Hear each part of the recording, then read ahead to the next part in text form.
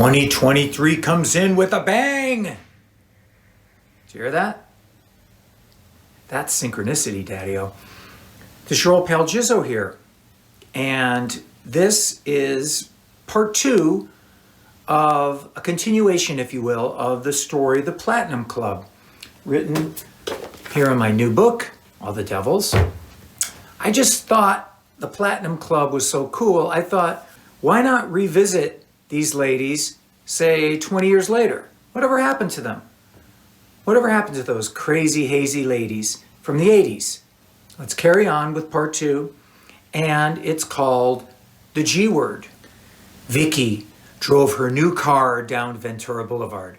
She had just come from the salon where she got her hair done, her eyelashes glued on, and her long witch-like nails tricked out. She had a lunch date with her friends, but she took the long way down the San Fernando Valley side streets just so she could enjoy the new Mercedes convertible her husband had just bought her. Silver and shining in the perennial California sun, her and her new car. Vicky was meeting her two best friends, Jenny and Stacy. Vicky had known Jenny and Stacy for years. They used to hang out together back in the 80s on the Sunset Strip. Vicky pulled up to the swanky black and tan restaurant and valeted her car. She walked in the restaurant, past the hostess, and as she walked to her usual table, she passed many of her peers, fellow trophy wives, who, like her, had nothing to do all day but spend their husband's money. They all looked the same, emotionless Botox expressions, thick duck lips, courtesy of multiple lip injections, huge fake tits, Beverly Hills tits, not those kooky San Fernando Valley tits. Expensive jewelry, worn for effort, and of course, the 10 tons of superior attitude. Vicky sat down and was immediately greeted by the waiter who fawned and drooled. She ordered a mimosa and waited for her friends. The good life. Rows of $1,000 pantsuits filled her walk-in closet, a new Mercedes in the garage, and endless mimosas. Life was good indeed. Hi, honey. It was Stacy. Vicky got up and they both did the cheek kiss thing. I hope I'm not late, Stacy said as she sat down and ordered her mimosa. Nope, just got here, Vicky said. Was that your silver Mercedes I saw in the parking lot? Stacy asked. Yes, Vicky said excitedly. Jack was very nice to me the other day. And were you nice to him? Stacy said, winking sassily. He gets it when he needs it. That meant once a month. The new car did score him an extra. That was only fair. From out of the corner of her eye, Vicky saw her other friend Jenny enter the restaurant, looking agitated. She waved the hostess away and walked brusquely past her. Even from far away, she could tell her friend was angry. Jenny looked around the room for her two friends, and when she saw them, she walked up to the table, slammed down her purse, and held up a book. Have you seen this? She barked angrily. What is that? Stacy asked. It's a book, Jenny said. A book. I know what a book is, Stacy said sarcastically. I do know how to read, you know. Jenny slammed the book down on the table, and the other girls looked at it. It was called Unhappy Endings by someone named, oddly enough, Jizzo. This guy, Jenny pointed at the book, is a fucking asshole. Vicky picked up the book and said, Jizzo? Why does that name sound familiar? He was a singer in that band Love Hate back in the day in Hollywood. Oh, I remember him, Stacy mused. He was sort of cute. So he wrote a book, Vicky said. I don't get it. Why are you so mad? Jenny composed herself, took a long sip off the scotch. I'm mad because in this book, he talks about us. The other girls were silent. What do you mean, us? Us, Jenny pointed at them both. Us. He talks about us. You know, back in the day. You don't believe me? I'll show you. And she opened up the book and she skimmed through, flipped through a few pages and pushed it towards them. See? The Platinum Club. The Platinum Club. That's us. Vicky took the book from Jenny and started to read. Her face remained composed until she got to page 3 of the story, then she frowned. He changed everyone's name, but that's us all right, Jenny said, and she pointed at Vicky. You're Liana. Vicky looked up, startled. Liana? I'm not Liana. If anyone's Liana, it's you. Let me see that book, Stacy said. She read for a bit, then she blanched white as a ghost. How does he... I mean, this isn't us, is it? He changed the names, of course, Jenny said, but that sounds just like us. At the Rainbow, hanging out at our table. Jenny looked at Stacy. I'm pretty sure you're Amanda. I'm not Amanda, Stacy cried. I never stalked anybody. Well, you sort of did that one time. Remember Bang Tango? When you tried to climb in the singer's window with a screwdriver? I never stalked him, Stacy shouted.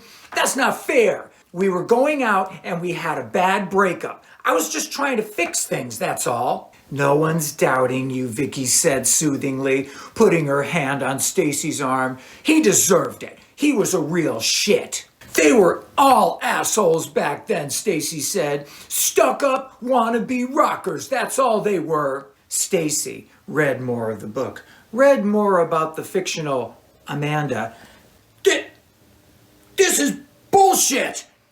I never made a Vince Neil shrine in my bedroom and masturbated to it. That's slander. Slander, that's what that is. There's more. It gets worse. He talks about you. Me, Vicky said, exasperated. What did I ever do? Well, you did f those twins, Jenny said. Not at the same time, she said angrily. Well, you f***ed everyone in Great White. Not everyone, Jenny shouted.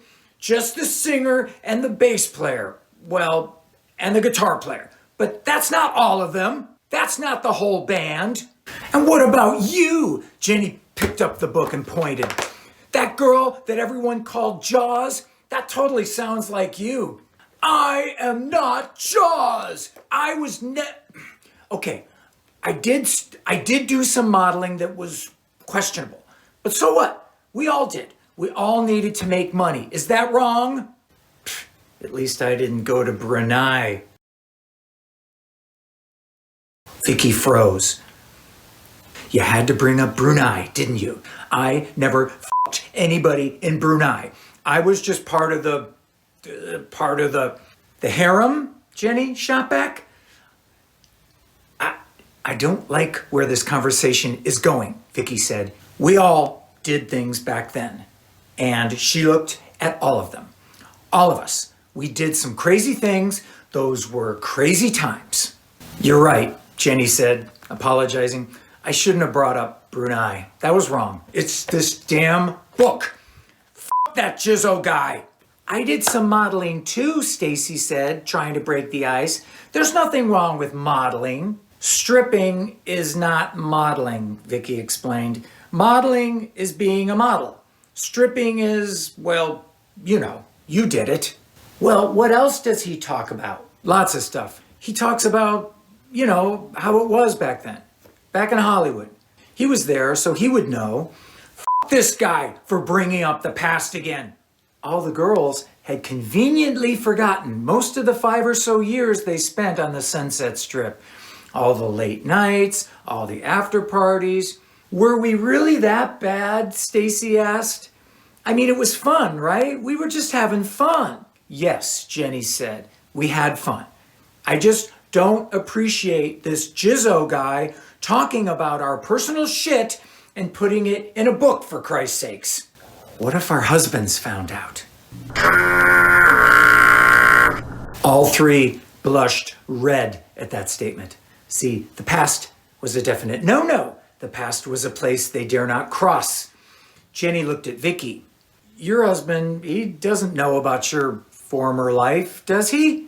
Of course he doesn't, Vicky spat. You think he would have married me if he knew that I used to be a... She couldn't even say the word, not out loud. My husband would kill me, Stacy said. He would fucking kill me. Look at us, Vicky said. We gotta stop this. We're all getting worked up over a stupid book. We're beautiful women, we have great husbands and awesome lives. Why are we getting so worked up? You're right. You're right, Jenny said, holding up the goddamn book. This is a joke. No one's gonna read this. It's not like anyone named Jizzo is gonna be on the New York Times bestseller list. Thank God for that, Stacy said. So what if he wrote about a few naughty things we did in the 80s, Vicky continued. We didn't hurt anybody. No, we didn't hurt anybody, Stacy joined in. Jenny looked down at her drink, stirred it around with her little umbrella. Then she looked up. It's weird.